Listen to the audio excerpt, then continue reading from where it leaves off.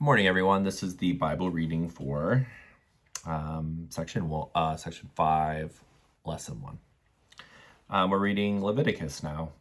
Oh, so fun. Leviticus 5 through 7 and Psalms 25 is what we're reading today. If anyone sins after he hears a public adjuration, solemn command to testify, when he is a witness, whether he has seen or otherwise known something, if he fails to report it, then he will bear his guilt and be held responsible. Or if someone touches any ceremonially unclean thing, whether the carcass of an unclean wild animal, or the carcass of an unclean domestic animal, or the carcass of an unclean creeping thing, even if he is unaware of it, he has become unclean, and he will be guilty. Or if he touches human uncleanness, whatever kind it may be, and he becomes unclean, but he is unaware of it, when he recognizes it, he will be guilty.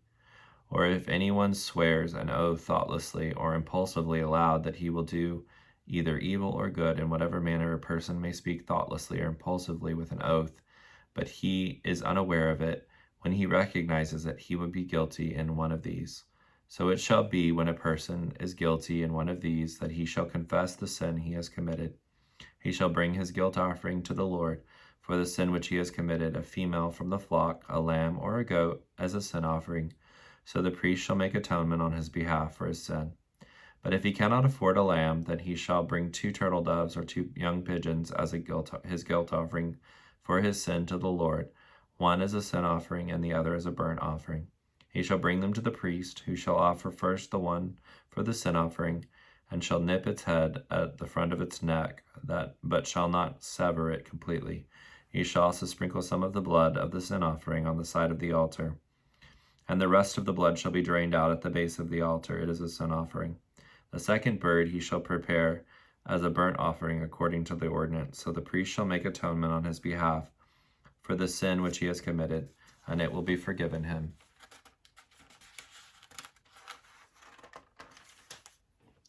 But if he cannot afford to bring 2 turtle doves or 2 young pigeons, then he shall bring as his offering for his sin the 10th part of an ephah of fine flour as a sin offering. He shall not put olive oil or incense on it, for it is a sin offering. He shall bring it to the priest, who shall take a handful of it as a memorial portion and offer it up in smoke on the altar with the offerings by fire to the Lord. It is a sin offering. In this way the priest shall make atonement for him for the sin which he committed in one of these, for it will be forgiven him. And then the rest shall be for the priest, like the grain offering. Then the Lord spoke to Moses, saying, If a person commits a breach of faith and sins unintentionally against the holy things of the Lord, then he shall bring his guilt offering to the Lord, a ram without blemish from the flock, valued by you, and shekels of silver, that is, the shekel of the sanctuary, as a guilt offering. He shall make restitution for the sin which he has committed against the holy thing, and shall add 1/5 of the ram's value to it, and give it to the priest. The priest shall then make atonement for him with the ram of the guilt offering, and he shall be forgiven. Now if anyone sins and does any of the things which the Lord has forbidden, though he was not aware of it, still he is guilty, and shall bear the punishment. He is then to bring to the priest a ram without blemish from the flock, according to the valuation, for a guilt offering. In this way the priest shall make atonement for him regarding the error which he committed unintentionally and did not know it, and he shall be forgiven. It is a guilt offering, which was certainly guilty before the Lord. Leviticus 6. Then the Lord spoke to Moses, saying, When anyone sins and acts unfaithfully against the Lord by deceiving his neighbor, companion, associate in regard to a deposit or a security entrusted to him, or through robbery, or if he has extorted from his neighbor, or has found what was lost, and lied about it, and sworn falsely, so that he sins in regard to any one of the things a man may do, then if he has sinned and is guilty, he shall restore what he took by robbery, or what he got by extortion, or the deposit which was entrusted to him, or the lost thing which he found, or anything about which he has sworn falsely. He shall not only restore it in full, but shall add to it 1/5 more. He shall give it to the one to whom it belongs on the day of his guilt offering. Then he shall bring to the priest his guilt offering to the Lord, a ram without blemish from the flock, as valued by you, as a guilt offering. The priest shall make atonement for him before the Lord, and he will be forgiven for any one of the things which he may have done to incur guilt. The priest's part of the offerings. Then the Lord spoke to Moses, saying, Command Aaron and his sons, saying, This is the law of the burnt offering. The burnt offering shall remain on the hearth, that is, on the altar, all night until morning, and the fire is to be kept burning on the altar. The priest is to put on his linen robe with his linen undergarments next to his body.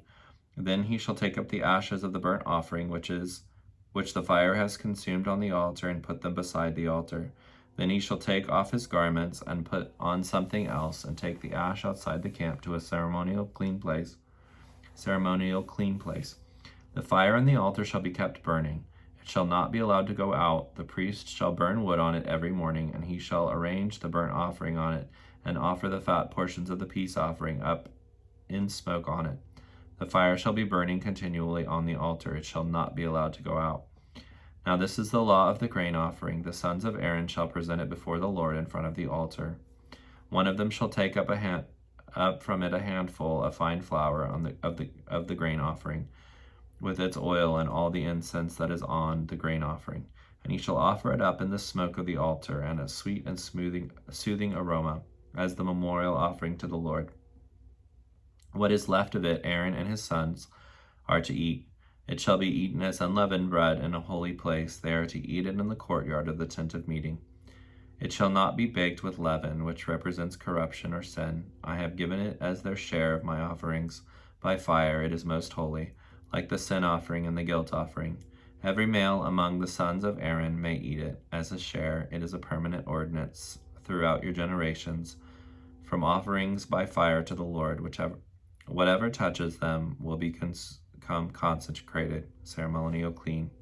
Then the Lord spoke to Moses, saying, This is the offering which Aaron and his sons are to present to the Lord on the day when he is anointed, the 10th of an ephah of fine flour as a regular grain offering, half of it in the morning and half of it in the evening. It shall be prepared with oil on a griddle. When it is well stirred, you shall bring it. You shall present the grain offering in baked pieces as sweet and soothing aroma to the Lord. The priest from among the sons of Aaron who is anointed in his place shall offer it. By a permanent stature it shall be entirely offered up in the smoke to the Lord. So every grain offering of the priest shall be burned entirely, it shall not be eaten. Then the Lord spoke to Moses, saying, Speak to Aaron and his sons, saying, This is the law of the sin offering. The sin offering shall be killed before the Lord in the same place where the burnt offering is killed. It is most holy. The priest who offers it for sin shall eat it. It shall be eaten in a holy place in the courtyard of the tent of meeting. Whatever touches his meat will become consecrated, ceremonial clean. When any of its blood splashes on a garment, you shall wash what was splashed on in a holy place. Also the earthenware vessel in which it was boiled shall be broken, and if it was boiled in a bronze vessel, then that vessel shall be scoured and rinsed in water. Every male among the priests may eat this offering, it is most holy. But no sin offering from which any of the blood is brought into the tent of meeting to make atonement in the holy place shall be eaten. It shall be completely burned in the fire. This is the law of the guilt offering. It is most holy. Leviticus 7. This is the law of the guilt offering. It is most holy. In the place where the kill and burnt offering, and they offer the guilt, and they are to kill the guilt offering, and he shall sprinkle its blood around the altar. Then he shall offer all of its fat, the fat tail and the fat that covers the entrails, and the 2 kidneys with the fat that is on them at the loins, and the lobe of the liver, which he shall remove with the kidneys. The priest shall offer them up in a smoke on the altar as an offering by fire to the Lord. It is a guilt offering. Every male among the priests may eat it. It shall be eaten in a holy place. It is most holy. The guilt offering is like the sin offering. There is one law for both of them. The priest who make atonement with it shall have it for himself.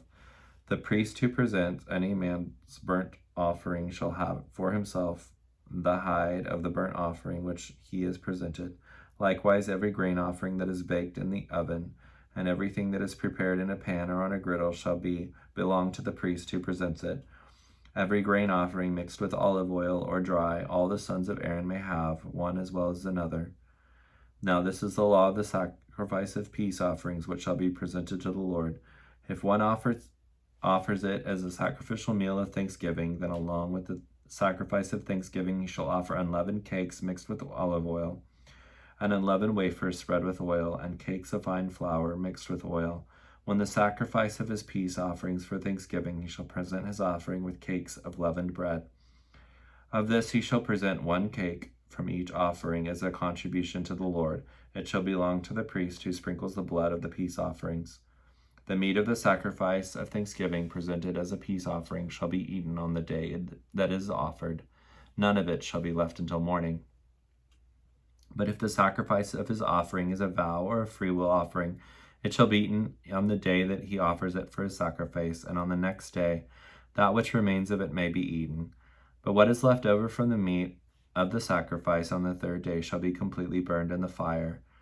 If any of the meat of the sacrifice of his peace offerings is ever eaten on the 3rd day, it will not be accepted, and the one who brought it will not be credited with it. It shall be an abhorred, offensive thing. The one who eats it shall bear his own guilt. The meat that comes in contact with anything that is unclean shall not be eaten. It shall be burned in the fire. As for other meat, everyone who is ceremonially clean may eat it.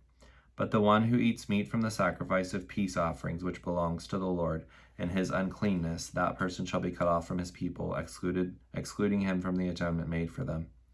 When anyone touches any unclean thing, human uncleanness, or an unclean animal, or any unclean detestable thing, and then eats the meat of the sacrifice of the Lord's peace offerings, that person shall be cut off from his people, excluding him from the atonement made for them. Then the Lord spoke to Moses, saying, Speak to the children of Israel, saying, You shall not eat any fat from an ox, a sheep, or a goat, the fat of an animal which dies of natural causes, and the fat of one which is torn to pieces by a predator, may be put to any other use, but under no circumstances are you to eat it. For whoever eats the fat of an animal from which an offering by fire is presented to the Lord, that person who eats it shall be cut off from its people, excluding him from atonement made for them. Moreover, you are not to eat any blood of any kind, whether bird or animal, or in any of your dwelling places. Whoever eats any blood, that person shall be cut off from his people. Then the Lord spoke to Moses, saying, Speak to the children of Israel, saying, He who offers the sacrifice of his peace offerings to the Lord shall bring his offerings to the Lord from the sacrifice of his peace offerings. With his own hands he is to bring offerings by fire to the Lord. He shall bring the fat with the breast, so that the breast may be presented as a wave offering before the Lord. The priest shall offer up the fat and smoke on the altar, but the breast shall be for Aaron and his sons. You shall give the right thigh to the priest as a contribution from the sacrifices of your peace offerings. The son of Aaron who offers the blood of the peace offerings and the fat shall have the right thigh as his portion. For I have taken the breast of the wave offering and the thigh of the heave offering from the Israelites, from the sacrifices of their peace offerings, and I have given them to Aaron the priest and to his sons as a perpetual portion from the Israelites. This is the consecrated portion from the offerings by fire to the Lord that was designated for Aaron and his sons on the day he presented them to serve as priests to the Lord. The Lord commanded this to be given to the priests by the Israelites on the day that he anointed them. It is their portion perpetually throughout their generations.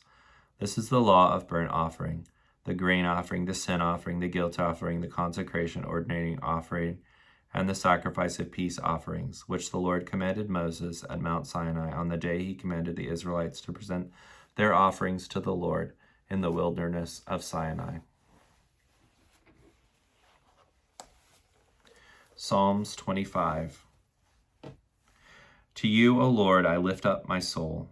O my God, in you I have unwavering trust, and I rely on you with steadfast confidence. Do not let me be ashamed, or my hope in you be disappointed. Do not let my enemies triumph over me. Indeed, none of those who expectantly wait for you will be ashamed. Those who turn away from what is right and deal treacherously without cause will be ashamed, humiliated, embarrassed. Let me know your ways, O Lord. Teach me your paths. Guide me in your truth and teach me. For you are the God of my salvation. For you and only you I wait expectantly all day long. Remember, O Lord, your tender compassion and your loving kindness, for they have been from old. Do not remember the sins of my youth or my transgressions. According to your loving kindness, remember me. For your goodness' sake, O Lord, good and upright is the Lord. There is Therefore he instructs sinners in the way. He leads the humble in justice. He teaches the humble his way. All the paths of the Lord are loving kindness and goodness and truth and faithfulness to those who keep his covenant and his testimonies. For your name's sake, O Lord, pardon my wickedness and my guilt, for they are great. Who is the man who fears the Lord with awe-inspired reverence and worships him with submissive wonder? He will teach him through his word in the way he should choose. His soul will dwell in prosperity and goodness, and his descendants will inherit the land.